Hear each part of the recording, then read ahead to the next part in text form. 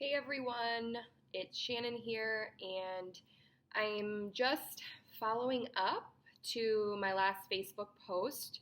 As some of you saw, I was admitted to the hospital on Thursday, and I ended up testing positive for COVID-19. But the good news is, as you can see, I am back home. They sent me home yesterday to kind of just go through some home treatments and quarantine, so that's what I'm doing. But as promised, you know, I'm putting together this video because I had a ton of questions regarding my experience, regarding my symptoms, regarding what led me to go to the ER. And a lot of people are asking me kind of, okay, what now? Like, what happens now that you're home? So I was talking to my family and they said, why don't you put together a video? It would be helpful for us in case people have questions. So I think it's just good too right now to share stories for any of us that are going through this. So people, if you have questions or just need reassurance, it might be helpful to hear somebody who's kind of been through it or going through it and is confirmed. I know that over the last 20 days, I wish that I had somebody that I could throw questions at or lean on, and it was very scary to not know anybody who was COVID positive. So my goal is to just, if you're listening to this and you end up testing positive, or you just are scared, I just want to be that person. I don't care if you're my friend on Facebook, I don't care if I don't know you. Definitely reach out, and that's really my main goal. Is I just want to be here for any purpose, and just lean on me if you need me. But to kind of get started, obviously these last couple weeks have been absolutely a whirlwind for all of us, and it's a scary time that we're living in. And I'll kind of admit that I suffer severely from anxiety, and this has just kind of wreaked havoc on me in so many ways. But I think that through kind of compassion, self-love, knowing that it's okay for for now and for the next couple months, it's okay to break down, it's okay to cry, it's okay to be afraid. It's also okay to laugh, but at the end of the day, I think a piece of advice is just take all of this day by day, because that's really all we can do, and, protect yourself and listen to the rules. But, I think for this video, I kind of thought of a few ways of how to go through this, but I am going to go through it chronologically, so from the time that I started showing symptoms to today. And to kind of, before I dig into that, I do just want to state again that, I'm 31 years old and I'm technically in good health. I've never been diagnosed with asthma. I have never had upper respiratory problems. And so I just want to make it very clear that if you're a 19-year-old watching this and you think oh, it's not going to affect me, it's just going to be the flu, I have a fever and that's it. It's not. It might not be for you. And for some of you, again, you might not have any symptoms, but I'm just kind of proof to show that this is not a 65 and over case. And so just be cautious and be aware, and know that you can be anybody to get this. Now, today is day 20 or 21 for me regarding symptoms, and my nurse at the hospital told me that on my floor I had symptoms the longest, which was very weird because typically you see symptoms subside after day 7 or 14. So, and sorry, I'm still breathing pretty heavy, so if I'm sounding different, my apologies. But day 20 is pretty insane, but the good thing is nothing really moved to my lower respiratory system, so I didn't have any pneumonia or anything like that. So regardless, I'll go ahead and kind of start back now from day 20, day 21. Everything for me started, and sorry, I have my notes over here, so if you see me looking, that's why.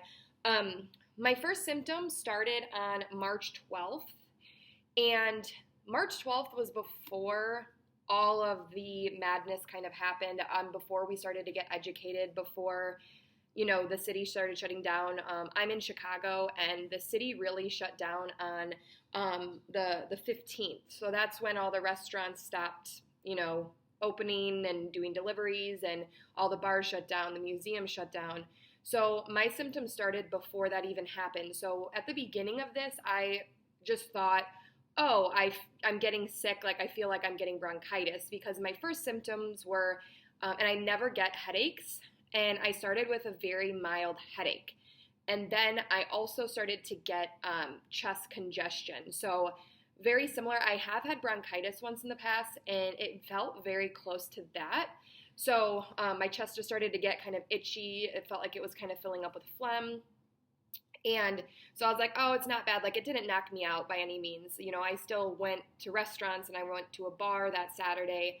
So I was okay to, like, you know, be out, and it didn't knock me out. And then, you know, I went a couple days with those symptoms, and about 7 days into it, you know, I then developed a severe sore throat and sinus congestion. So on top of the shortness of breath and on top of the headaches, my like nose felt like it was closing, and my throat was just really itchy and just nasty.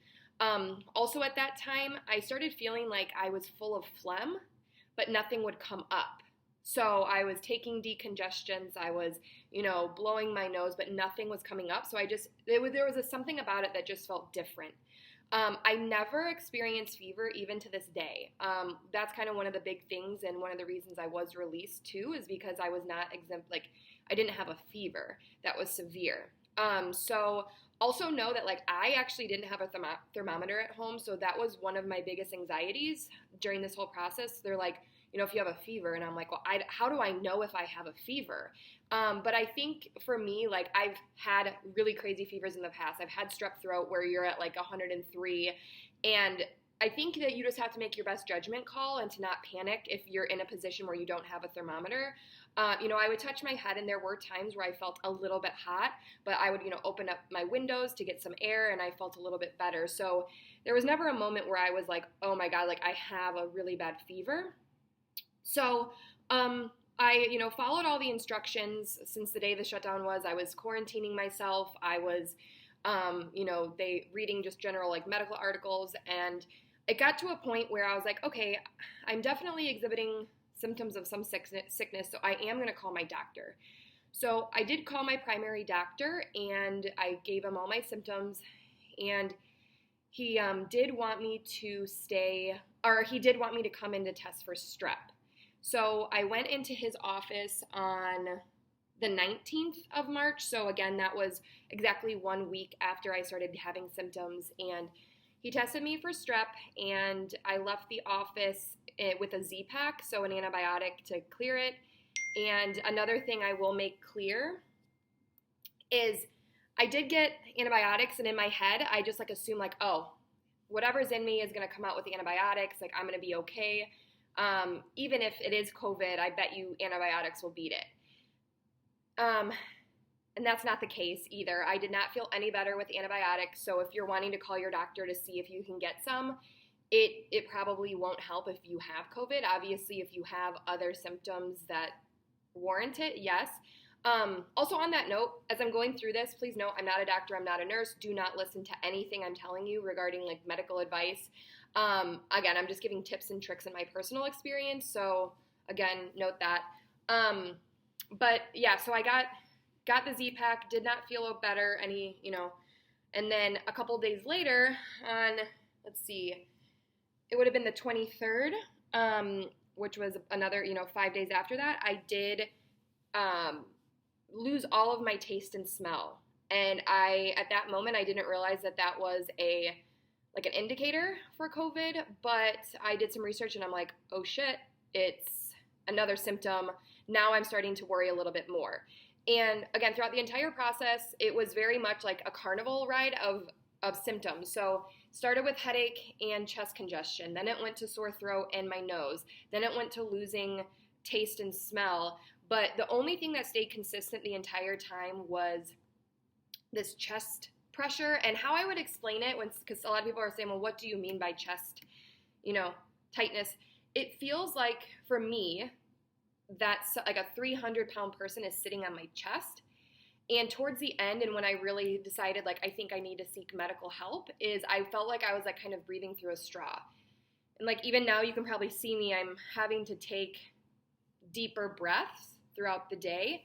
So it got to that point. But the moment that I realized I am going to admit myself or go to the ER is when I was listening to New York doctors. They were on a panel, and they all agreed that if you have a fever, if you have the other symptoms, stay home, do not leave the house, just assume in your head that you have COVID and treat it that way.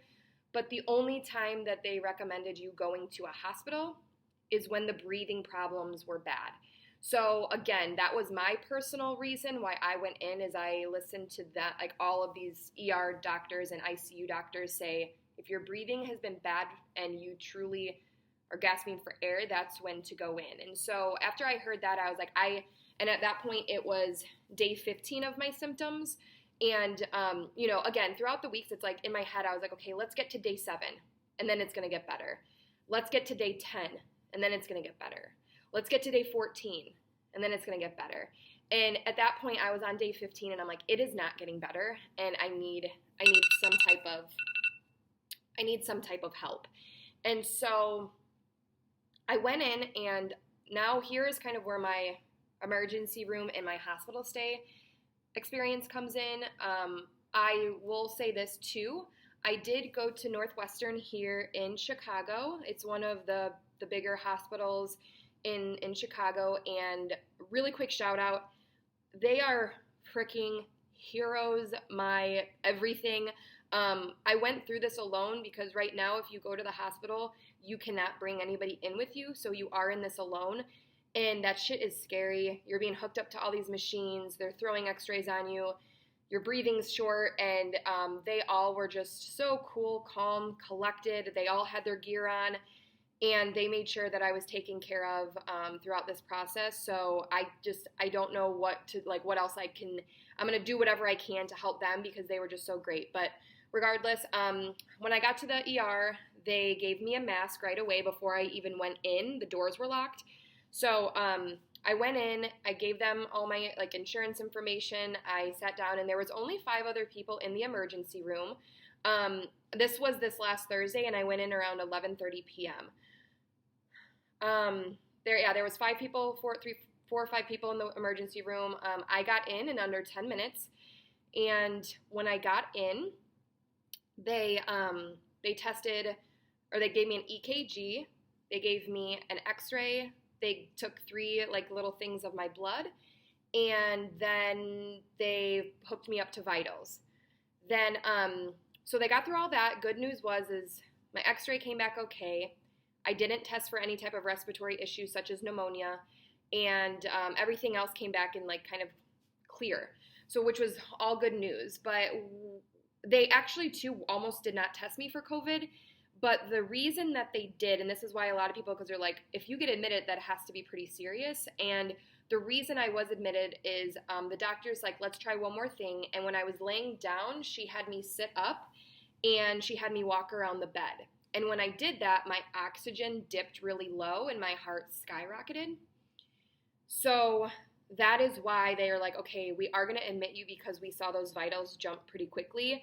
And they said, and that's when we're going to test you for COVID. So I did get swabbed, and as you guys probably saw, it's not comfortable. If any of you have researched it, what they do is they have a swab that is like this big, and they stick it in your nose until it mushes your brain, is how I would say it. And the swab is supposed to go back to hit over here, not up.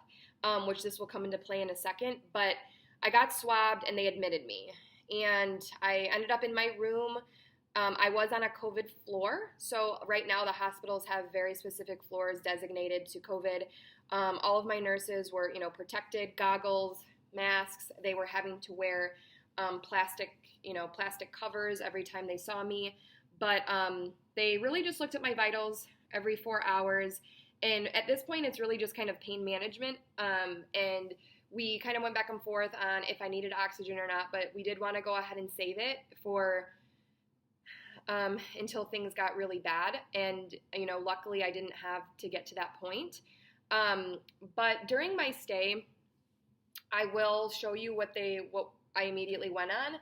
So this little gadget, I always forget what it's called. This is kind of like breathing exercises, and I call this my weights for my lungs. Um, every hour I was breathing this in because you want to get this blue thing up. And this really just opens up your lungs to make sure that it's constantly moving. You're opening up the things that need to be opened up. And so this was something that I received and I was doing. A couple nights in, my chest, and it still feels the same, but just to make sure I was opening up, I did get an inhaler. So I was inhaling quite a bit with this every couple hours. And I was getting shots I got 3 shots in the back of my arm, like one a day, to make sure I didn't get any blood clots. And I was taking some of this, which I also have at home. It's like a Robitussin type material to suppress coughs and hopefully help with any mucus if you do have it. And also one other thing for like my headaches and any other issues I was having, and this is one of like my biggest tips and tricks, and this is something I think I can kind of say. My primary care doctor, my ER doctor, and my doctor when I was admitted, make sure you're taking Tylenol if you need it. Do not take Advil, do not take Motrin, do not take ibuprofen. Those are said to kind of like not help as much with corona, and it can actually hurt you. So I was taking the Tylenol 500 milligrams each, and I did take some last night just because I was a little bit uncomfortable, but Tylenol definitely is another big one. So yeah, I was in the hospital doing all those things, just resting, lots of fluids, make sure you're drinking lots of fluids, and my first COVID test came back and it was inconclusive. So what that means is when the person admitting it the first time in the ER, they went up my nose versus back, so they didn't get a good sample. So that's something that I had to re-go through that process. So I had to get swabbed 2 more times on each nostril, and they had to go straight back, 20 seconds. Again, very uncomfortable, but you will live through it. It's not that bad. So did that. They did a rapid release of it, so I did get my results back in 24 hours. My doctor called me and said, "Hey, Shannon, you are positive for COVID." And my heart kind of dropped a little bit, but I did have a sigh of relief because I was in the best place possible. I was getting treatment and so forth, and now it's just like, okay, what do we do to get better? How do we get through this and beat it? So I stayed for 1 more day so they can review vitals and things of that nature, and they released me yesterday, and I am at home quarantine. I will be for 14 days. But me personally, I will be doing it for way longer than that, just because I am still kind of scared of everything that's happening, and I'm afraid of, we don't know the answers to a lot of things, and it's like, can I get COVID again once I'm okay? Also, my chest is not anywhere near being done with, so like I'm afraid too, like what happens if this gets worse and I have to go back to the hospital? So I am going to be quarantining until, probably May. Personally, I don't want to be around anybody to even, tempt this to get out. But, at home, I just cooked my first meal. I still can't smell or taste, so I still can't eat food and taste it, which is probably good. Hopefully I'll lose weight because I'll maybe eat lettuce or something. But I'm, again, doing my breathing exercises, drinking my fluids, listening. I do have an infectious disease doctor that's going to be calling me once a day for the next probably 7 days to make sure that I am okay, to make sure that my symptoms aren't getting worse. I did contact my primary care doctor as well to let him know that I have it, and he also will be checking up with me just to make sure everything is okay. But that is, in a nutshell, kind of my experience. And I know that at the end of the day, this is, for all of us, again, is very scary. I'm still petrified, even though I'm home and I might look like I'm doing okay, and I'm obviously okay enough to talk to you via this video. I'm still scared as shit, and I'm still just trying to take it day by day, but I do believe, and I know I mentioned this in my post, I believe that there's a higher power. I believe, God knows exactly what he's doing, and he, is taking care of me, and he's looking over me, and I think we just have to kind of know that all of this is going to be okay if we trust in things that we believe in, and we lean on each other, and we are, compassionate to one another. At this moment in time too, please make sure that you're reaching out to those, your friends, your family, especially if anybody is sick. Make sure that you're taking care of them daily. The number one thing that helped get me through my hospital stay and over the last couple of weeks is just my family reaching out to me hourly, my friends reaching out to me hourly. I received so many comments of, get better, prayers, stay strong, and I can't tell you how much that meant to me, to know that, like, even though I am alone, I'm not alone. And at any given time, I had my friend Sarah step up to go get my dog, and it just meant so much to me that, like, I just have people that are fantastic. So at the end of this too, like, I don't want anybody, like, this is scary, but know that, again, hopefully I'm gonna, just get better day by day, and, know that, like, this, if you get COVID, it's not a death sentence, right? Like, I think that's the biggest thing in the media, and that's what I was afraid of, is like, oh my God, like, I'm gonna die, because that's all you're reading. That's what the statistics that they're showing. And so I personally I will no longer be looking at media. I will not be looking at the news. I will not be looking at statistics, because that's what sent me down all the tailspins, is just, I would be crying I cried for like 1 hour in the hospital, because I just thought, like, this was it. And, I thought, but at the end of this, again, the purpose of this video was hopefully you maybe learned something through the video, takeaways. And I think the biggest things is know that, like, I never had a fever and I never had chills. So to rule out that you have COVID, if you don't have those things, just know that, like, this is different for everyone. And again, I've been sick for 20 days. That is most likely not the case. It's typically, 3, 7, 14 days. So know that mine was a pretty long case, but also know maybe you've been sick for that long, and hey, it's still going to be okay. Day 2, if any of you have anxiety, breathe.